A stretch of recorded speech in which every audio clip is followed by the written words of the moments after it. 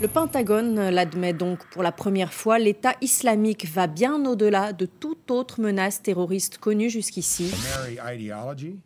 Ils allient idéologie et sophistication militaire. Ils sont incroyablement bien financés. Cet État islamique vendrait du pétrole pour s'acheter des armes. C'est l'Iran qui accuse ces djihadistes de vendre quotidiennement de 30 000 à 70 000 barils de pétrole pour engranger de 3 à 7 millions de dollars. Le ministre français Laurent Fabius disait la semaine dernière que l'État islamique disposait de plusieurs milliards. D'ailleurs, ça paye bien d'être djihadiste de l'EI. C'est aussi ce qui fait que les jeunes hommes surtout sont attirés dans leur rang. La milice religieuse armée patrouille, vigilante au moindre écart à la charia. La paix soit sur toi, mon frère. C'est ta femme? Alors dis-lui de changer le tissu de son voile et de sa robe.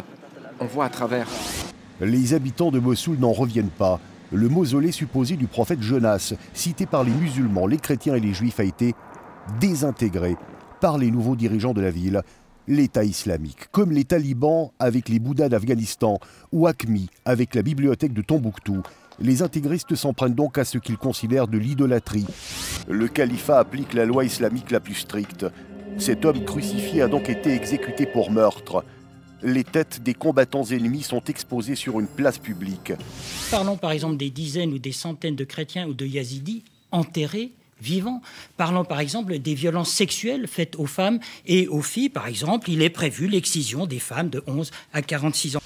Une exécution mise en scène. Comme à Guantanamo, le journaliste est habillé en orange. Il adresse un message à sa famille, forcé par les djihadistes de l'État islamique. YouTube, mais aussi Dailymotion, notamment, leur permettent de diffuser de manière immédiate et massive leur propagande. Ils touchent potentiellement ainsi des millions de personnes. De plus, ces sites de partage de vidéos les mettent en lien directement avec le public, leur public, sans passer par le filtre des médias. La principale figure religieuse d'Arabie Saoudite parle des djihadistes de l'État islamique comme d'ennemis numéro 1 de l'islam. Un groupe qualifié de cancer par le président Barack Obama.